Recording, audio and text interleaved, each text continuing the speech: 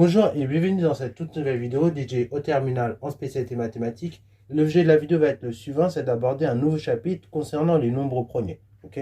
Et dans cette vidéo, nous allons tout simplement définir cette notion de nombre premier, justement. Alors, les nombres premiers, déjà, première chose, définition. Ça, non, vous savez cette définition depuis que vous êtes en troisième. On vous a toujours dit en classe de troisième qu'un nombre premier, c'est un entier qui va avoir exactement deux diviseurs, un et lui-même. Ok. Bon, bah, cette définition, elle n'est toujours pas changée. Donc, soit n appartenant à son des entiers naturels, n premier, c'est seulement si diviseur de n, c'est égal à 1 et à n. Ok. Bravo. Donc, le nombre n est premier, c'est seulement si.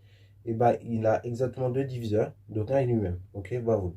Donc, ça, c'est vrai dans les entiers naturels. Et donc, quand on va parler de nombres premiers en général, ben, on sera sur des entiers naturels de façon générale. Ok. Là, pour le coup, on va un petit peu refermer la page Z. On va vraiment se concentrer ici sur des entiers naturels. Alors, pour dénombrer justement ces nombres premiers, on va pouvoir utiliser ce qu'on appelle un critère d'Ératosthène. Ok. Comme je l'ai fait juste ici. Donc, c'est le même qu'au troisième pour le coup. Pour le coup, là, j'ai bien recyclé. Bon, si je ne le retrouve pas, je referai, mais voilà. Donc, le critère d'Ératosthène, c'est quoi l'idée? C'est que tout simplement, pour les premiers nombres, on va prendre les premiers nombres, on va regarder le nombre de diviseurs qu'ils ont. Donc, s'ils ont un eux-mêmes, et donc, par exemple, on va prendre 1, et ensuite, on va prendre 2. Ok, alors 1, c'est pas un nombre premier, parce qu'on ne peut pas considérer vraiment comme un nombre premier, puisqu'il n'a pas de diviseur. Il n'y a que lui-même et 1. Et 1, bah, c'est déjà lui-même. Donc, le nombre 1, on va dire, c'est pas un nombre premier, car il n'a qu'un seul diviseur. Et 0, pareil, on ne considère pas non plus comme un nombre premier. Ensuite, du coup, et bah, on va se concentrer à partir de 2, et donc, à partir de 2, je vais prendre le nombre 2 et je vais rayer tous ses multiples. Voilà. Le nombre 3, bah, c'est pareil. C'est un nombre premier, c'est nickel, mais je vais rayer tous ses multiples. Et comme ça, on va chercher tous les nombres premiers qu'il y a et relier tous les multiples, enfin barrer tous les multiples que nous avons. Et ça vous donne donc, via le critère d'Ératosthène, l'ensemble des nombres premiers. En tout cas, au moins de 0 jusqu'à 100. Mais après, on peut généraliser et le faire sur une plus grande diversité. Ok. Alors après, la partition des nombres premiers, c'est un thème assez bah, c'est un thème assez conséquent quand même. C'est pas un thème évident parce qu'en effet, bah, quand on est sur un intervalle du type, par exemple 0,30, on va avoir beaucoup de nombres premiers. Mais si vous commencez à rentrer dans les intervalles du type 100, 200, bah là, le nombre de nombres premiers est de plus en plus petit. Mais il y en a tout de même une infinité. Ok. Et ça, bah, pour le coup, il y a une infinité. Et le but aujourd'hui, c'est de chercher à calculer le plus grand nombre. Enfin, le plus grand nombre premier. Et ça, pour calculer le plus grand nombre premier, là, on ne fait plus la main avec le club d'Ératosthène, vous en doutez bien. On a des machines qui permettent de faire. Et si je dis pas de bêtises, normalement, le plus grand nombre premier qu'on a pu trouver aujourd'hui, il a 38 décimales. Ok. Donc c'est assez conséquent. Et là, actuellement, il y a des recherches qui sont faites pour arriver à calculer bah, tous les nombres premiers. Et par la suite, pourquoi pas, il y a des recherches aussi qui sont faites pour chercher à, comme ça, avoir une expression donc qui permet d'obtenir les nombres premiers à partir du précédent, des choses comme ça. Donc c'est quand même des recherches assez lourdes qui sont conséquentes, mine de rien, le nombre premier. Et c'est pas évident du tout à mener. Ok. Bravo. Bon, ça c'est pour la définition et quelques petites remarques que je vais vous faire là-dessus. Voilà, pour pas croire que les nombres premiers c'est juste un concept théorique qu'on étudie en maths. Non, au contraire, c'est un concept qui va beaucoup plus loin et qui est bah, novateur et qui demande lui demande beaucoup de recherche. Deuxième chose, on va parler du critère d'arrêt. Alors critère d'arrêt, normalement on avait évoqué ça un petit peu en seconde, mais très rapidement, qu'on appelle aussi test de primalité. C'est pour, vous savez, vérifier si un nombre est premier ou non. Pour vérifier si un nombre n est premier ou non, et ben l'idée ça va être tout simplement quoi? Ça va être donc la chose suivante. On va vérifier, on va déjà calculer racine de n, ok? On va estimer où est située racine de n, ok? Entre quel carré parfait il est. Et après, dans le second temps, et ben, je vais chercher tous les diviseurs positifs de ce nombre, si j'en ai, ok? Entre 1 et la racine de n, ok? Si je vois que je n'en ai pas, si je n'ai pas de diviseur mis à part 1 et lui-même, bah, ça veut dire que le nombre est premier. Et si ce n'est pas le cas, bah, dans ce cas, si j'ai des diviseurs, ça veut dire que le nombre n'est pas premier. Ok. Alors, ça première chose. Deuxième chose, dans le critère d'arrêt, c'est que quel que soit n appartenant à n et n supérieur à 2, et bah n admet forcément un diviseur premier. Ok? C'est-à-dire que pour tout n supérieur à la valeur 2, forcément, cet entier naturel n, il va mettre au moins un diviseur premier. Ok? Bon, deuxièmement, si n non premier, alors il admet un diviseur premier, donc on va noter P, et donc il va être situé dans l'encadrement suivant. Il va être situé dans l'encadrement de P jusqu'à racine de n, ok? Et justement, n premier, on va noter ce que je l'ai dit juste avant, n est premier, c'est seulement si, donc racine de n, si tout simplement, pas de diviseur autre que 1 et n entre tout simplement 1 et racine de n. Voilà, donc ça c'est des critères d'arrêt, des tests de primalité qui permettent de vérifier un certain nombre de choses. De vérifier par exemple qu'on a affaire à des nombres premiers ou bien qu'on a affaire à ou qu'on n'a pas affaire à des nombres premiers. Ok, voilà. En général, ce qu'on fait dans les exercices pour vérifier qu'un nombre est premier ou non, et comme je l'ai dit, on va calculer racine de n. Ensuite, donc on va chercher tous les diviseurs premiers. Ok, donc tous les diviseurs premiers inférieurs à racine de n.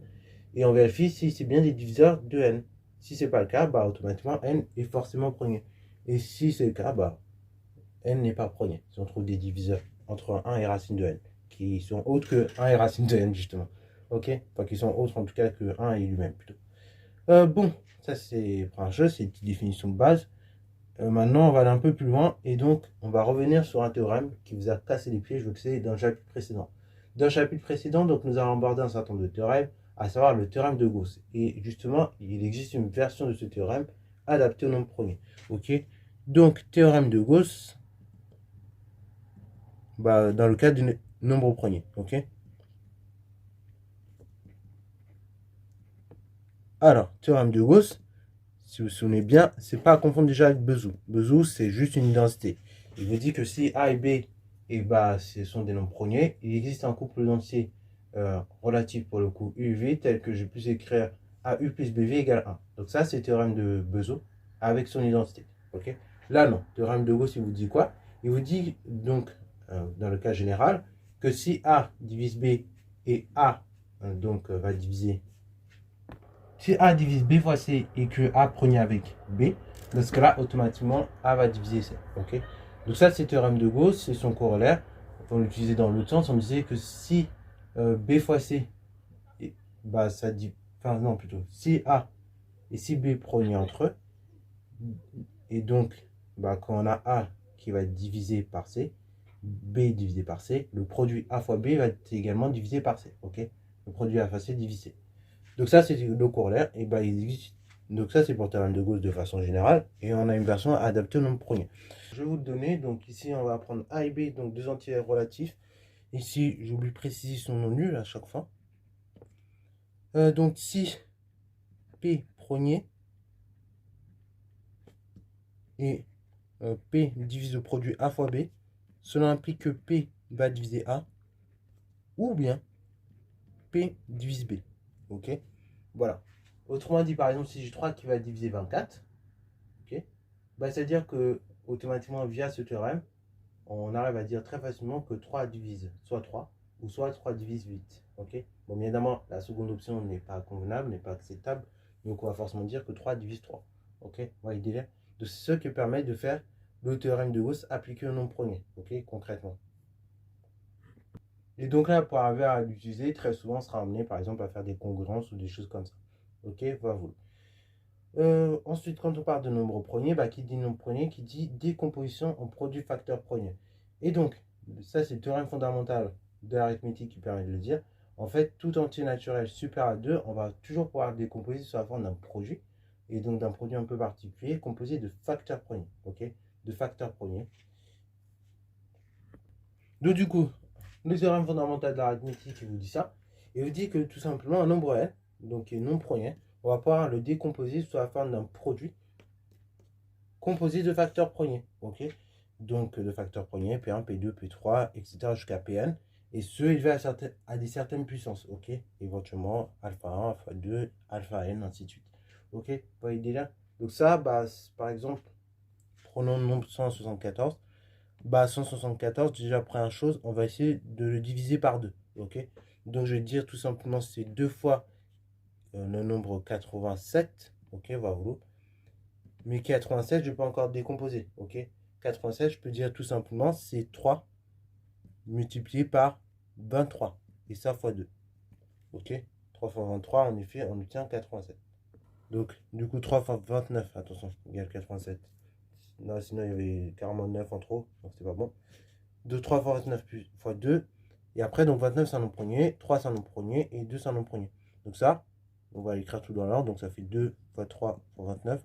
Donc là, du coup, on a une décomposition comme ça, d'un nombre qui paraît compliqué en produit de facteurs premiers. Ok, vous voyez le délire. Pareil, on peut écrire des nombres un peu plus compliqués. Donc 15 800. Donc 15 800, déjà, je peux l'écrire fois 100. Donc je peux écrire 158 fois 100. 158, on peut essayer de le diviser par 2. Donc là, vous dites que c'est comme 160 divisé par 2 moins 1. Donc ça fait, pour le résultat final, vous aurez 79 multiplié par 2. Et donc fois 100. Et 100, donc je vais essayer de le décomposer. 100, bah, je me dis c'est 10 au carré. Voilà. 10, c'est 2 fois 5. Donc en fait, ça fait 79 fois 2 fois 2 au carré fois 5 au carré. Alors pourquoi 2 au carré fois 5 au carré? Parce que tout simplement 10, j'ai 10 au carré, j'ai dit ça fait 100. Mais donc 10 c'est également 2 fois 5. Donc c'est 2 fois 5 le tout puissance 2.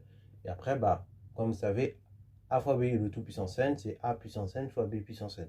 Donc c'est comme ça que j'ai distribué 2, la puissance 2 au 2 et la puissance 2 au 5. Bon, on groupe tout ça, ça fait donc 2 fois 2 puissance 2, 2 puissance 3, fois 5 au carré, fois 79. Voilà, et donc ça c'est pour le nombre 15 800. Donc vous voyez, cette décomposition est très puissante, puisqu'on peut décomposer n'importe quel nombre de façon rapide. Ok, vous voyez déjà. À l'aide d'une décomposition en produit de facteurs premiers, du coup, et ben, une application concrète sera de déterminer le PHCD de deux nombres. Ok, donc très concrètement, dans un exo, et ben, pour déterminer le PHCD de deux nombres, désormais, on va plus passer par l'algorithme de Kleene, mais on va passer par une méthode assez relou, qui est la décomposition en produit de facteurs premiers. C'est pour ça que les profs de troisième, quand ils font faire en classe de troisième, justement ce chapitre d'arithmétique, ils n'aiment plus trop commencer plus maintenant, parce que à l'ancienne, on faisait le PHCD, algorithme de Kleene, ça va vite. Ok, tandis que là, bah, malheureusement, avec la méthode à décomposition en produits facteurs premiers, c'est une méthode qui est intéressante, mais qui peut être longue. Ok, elle peut être longue. Je crois, c'est pour ça que je vous avais fait faire le PhD parfois sur la chaîne, en tout cas, je vous en parle de temps en temps. C'est parce que du coup, avec le PhD, on va plus vite. Mais là, la décomposition en produits facteurs premiers, il faut quand même bien ne pas se tromper, comme vous avez pu le voir sur la vidéo. C'est pour ça, là, je vous ai laissé l'erreur pour que vous puissiez visualiser un petit peu. Parfois, on se trompe. Et donc, il faut bien ne pas se tromper comme j'avais failli le faire.